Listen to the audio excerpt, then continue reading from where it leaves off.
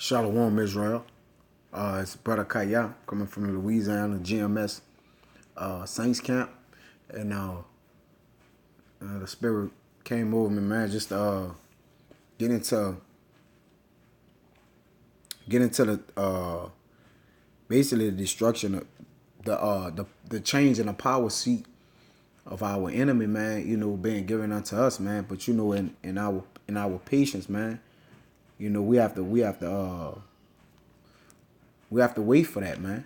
Because this ruler who's on high, man, the Father have put him in a trick bag, man, to basically bring his own ending, man, through him, man. Which he don't even see. But with no further ado, let's get into it.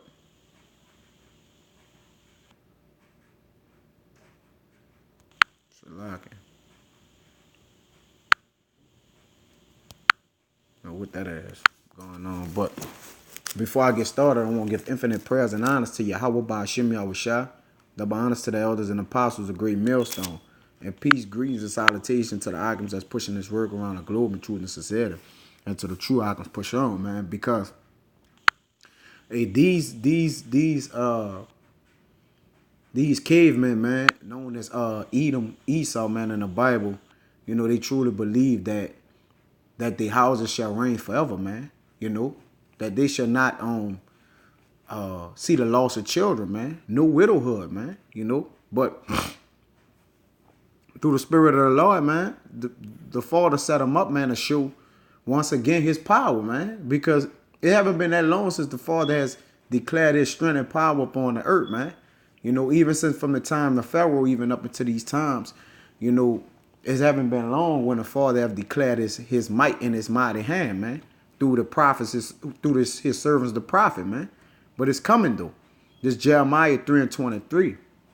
It says, truly in vain is salvation hope from the hills and from the multitude of mountains. Because, they think that, they're going to just run away with their new world order. They're going to abuse and misuse the prophets and the children of the Lord, man. Put them under one world, one tongue, one master, whatever they have advised in their heart, man, to do, because they have devised mischief, man. But it says truly in vain, all right, in emptiness, man. It says in Esdras, Salaki, I'm gonna grab it because I just don't want to quote it, but this bullshit ass phone, man. But it says, let me grab it in my pocket for real quick, Salaki Israel. Because we haven't figured out that the Lord is in control of all these things, man. And I got it right here. Salaki.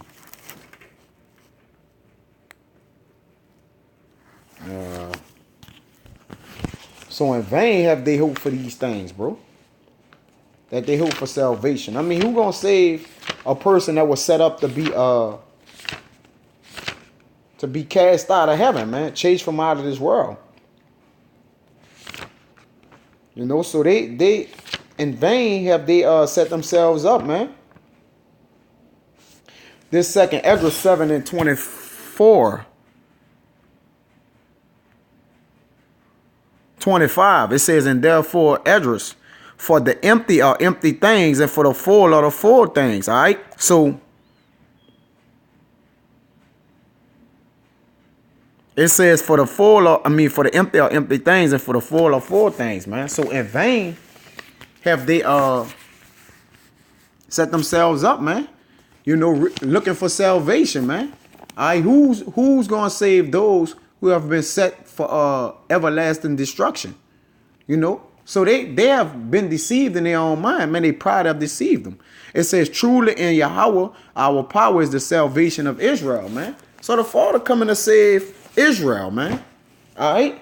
Not these other nations, man, but it's their hope and their belief in their mind that they're gonna reap salvation, man. After all the wickedness they done reaped upon earth, the planet earth, man. They thinking they gonna really get salvation. This Job 21 and 19. it says, and this the proof. It says God laid up his iniquity for his children. All right. When you go to Isaiah 14 and 21, it clearly tell you that prepare slaughter for the iniquity of his children, man. All right. So why do he think that, or they hope that, all right, meaning the hope is the basically have faith. They have faith that salvation is coming to them, man. That they shall rule forever, man. It says, but God laid up his iniquity for his children, which right now, Edom is the children of Mount Seir, as it speaks of in the Bible, man. All right. So these are their children. Clearly, man. They children, Edom is the grandson of Seir, Salakia. Amalek, man. Amalek is the grandson of Edom, man. All right, and that's who is in control. He rewarded him, and he shall know it. It says his eyes shall see his destruction, and he shall drink of the wrath of the Almighty, man. It says, for what pleasure had he in his house after him when the number of his months is cut off in the midst, man? You see, so, and as it says in Job 14 and 5, his days, saying his days are determined, the number of thy months is with thee, man. All right. He have given them bounds that he cannot pass, man. All right. And the end is him. It's now upon us, man. So, like you said, there ain't gonna be no escaping this Edom, man. Y'all hope is in vain. That's why it's saying Jeremiah, y'all hope is clearly in vain, man. This Luke 9, and furthermore prove it, 18. It says, and it Salak, is this it? Salak 10 and 18. It says, and he said unto them, I beheld Satan as lightning falling from heaven, man. All right? Because it's going to happen in a twinkling of an eye, man. As quick as the men of the Lord getting a twinkling in the eye, man, the Father going to destroy this place in 1 hour, man. So as quick as lightning strike through the sky, man, as you going to see Edom coming out of their power structure, man. All right? The Son of Man will not meet this devil as a man. All right? He coming in his angelic form, man. All right? He came as a man already, man. All right? He coming in his glory, man. All right? And it says that in the scriptures. It's because it's gonna be a great overthrow, man. Like you say, no more we're gonna talk about the exit out of Egypt, man. But it's gonna be talked about the way the Father pulled the children up out of the north, man. And we long for that, man. You know, we long for to get out of this place called America, man. You know, because of the unrighteous dealings, man. You know, unrighteous decrees. You know, persecution on the men of the Lord, man. All right, you supposed to pray to the Lord, man, that he destroy this place, man. This Isaiah 10 and 33, it says, behold, the Lord, Yahweh of armies of hosts, we know the host is his army, shall loop the bow with terror, and the high ones of stature shall be hewn down, and the haughty shall be humbled, man. You see? Let's see. Just want to look at this real quick.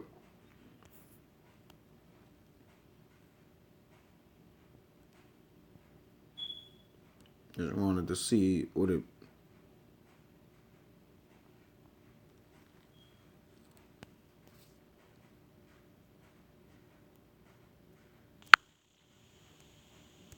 Salak Israel.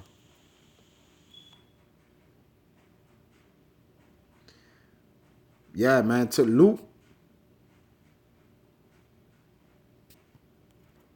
The strong definition, he shall loop the bow. And the bow, man, basically, like it says, to beautify itself. Let's get this real quick. Strong's H5586. Sa'af. It says to cut off, loop of bows. All right. The Strong's definition, a primitive root properly to divide up, but used only as demoted it from to this branch. All right. All right. It says, "In the trees with terror," man. All right. So the Most High gonna divide up this here, man. He gonna break this up, man. And that time truly coming, man. You know, and he gonna break it up with fire. Was I finishing that? Salaki. Luke 10 and 18. Salaki. Isaiah 10 and 23. I'm gonna see if I'm finishing that. 10 and 33. Yeah, man. And the high ones of stature shall be hewn down, and the haughty shall be humble, man. Yeah, man. Discontinued, man. All right. About to get yanked out of their power seat. And the Lord gonna do this, man. You know. All the glory go to Yahweh Ba'ashem Yahweh Shah, man. All right. And he gonna do it with fire. This Psalms 21 and 9. It says, "Thou shalt make them as a fiery oven in the time of thine anger," man. All right. Once the word gets set to go for Yahweh Shah, given straight to him, all right, he's coming to, according to Malachi 4 and 1, it said that day shall burn as an oven, man.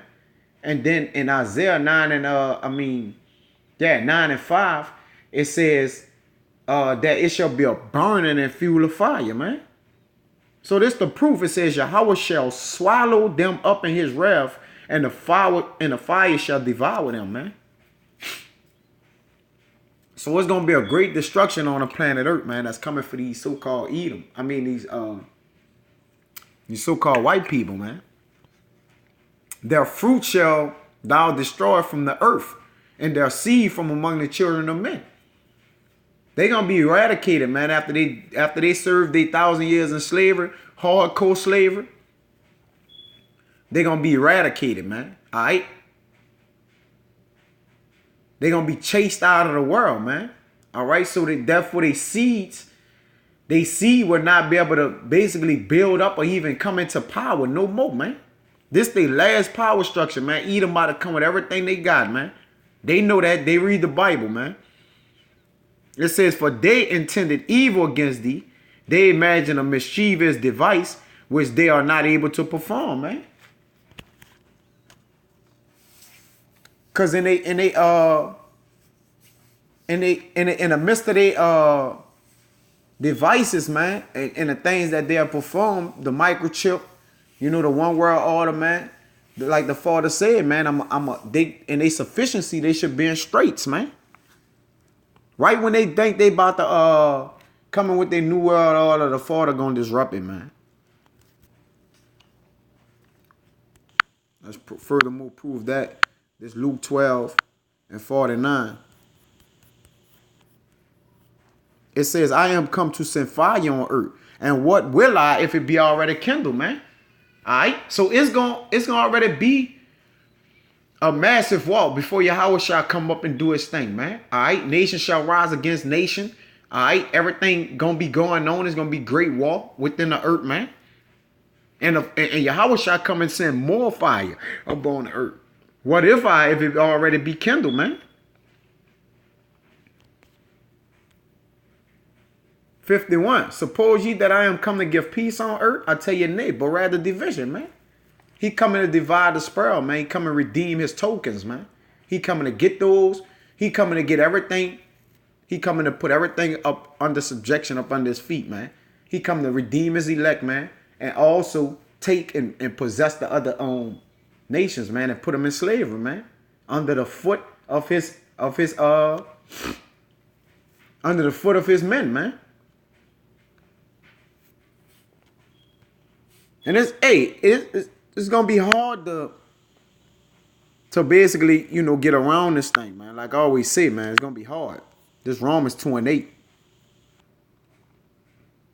It says, "But unto them that are contentious," and a white man is contentious, so-called white man, "and do not obey the truth," you know there's no truth in them at all, "but obey unrighteousness," right? Love wickedness, indignation and wrath, man. Tribulation and anguish upon every soul of man that doeth evil. All right. It says of the Jew first and also of the Gentiles. So that go for Yahweh Shah too, man. I mean, Yahweh, not yet. Salaki. That go for his own men. So how much more the wicked, man? It says, for there is no respects of persons with God, man. So if his own men, his own people, the Father have no respect for, think of the heathen, man. How much more of them? Where should an ungodly and a sinner appear? Going back to Peter, man. Because like I mentioned earlier, man, we long for the destruction of this devil, man, and to bringing a righteous kingdom, man. We long for that, man. All right, we hasten the day, and we supposed to hasten the day. That's what we supposed to do as men of the Lord. We supposed to sigh and cry constantly, man, because we really want this thing to be over with, man. Now I'll get one more and get out of here, man, because I don't really drag it too long. This Ecclesiastes 7 and 8. It says, better is the end of a thing than the beginning thereof, right? All right, yeah. Better is the end. Better is this, we going to rejoice in the coming down of Edom getting yanked out of their power structure, man. Pursuing the second Esdras, man. When it says Jacob held fast the heel of Esau, man. Yanking them out of their power structure, man. It's going to be a beautiful thing, man. And that's the end of their rule, man. And the beginning of ours. It says at this point, and the patient in spirit is better than the proud in spirit, man. Because the proud in spirit, man, thinking they could just continuously keep just pounding the men of the Lord, man, with wickedness and evil, man. But it's not so, man. All right? They almost out of their time, man. They time almost expired. And to be truthfully honest, man, they running on borrowed time, man. That's how close this thing is to the end, man. It says, and a patient in spirit is better than a proud in spirit. So we still gotta wait according to the Lord, man. But our wait gonna be worth the while. This is Ecclesiastes 1 and 4. It says, one generation passeth away and another generation cometh, but the earth abide forever, man. So that generation that's about to pass away, man, all right, they not going to even generate no more. Okay? Once they come in the kingdom and get put down, they ain't coming back no more. Their whole heritage being erased from out of the kingdom. It says in another generation coming, we gonna have an everlasting generation, man. And that we is the 12 tribes of Israel, the children of the Lord, man.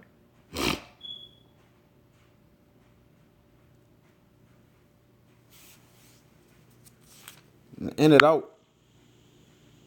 It's Luke 12 and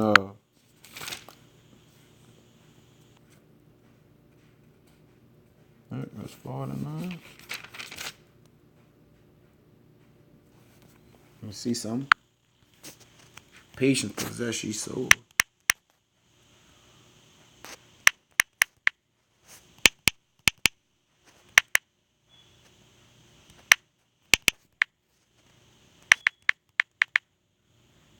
Oh, come on, you motherfucker. But it goes into saying that ye patience possess ye soul. Luke 9 and 18 is a lie. I don't know what I'm thinking about. Wow, what the fuck? Let me see real quick. But well, no, I mean, I don't want, like I said, I don't want to prolong it. But I just wanted to get this precept, man. Because we got to be patient, man.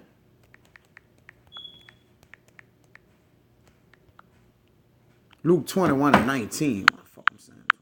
21 and 9, man. Luke 21 and 19. It says, and your patience possess ye your souls, man.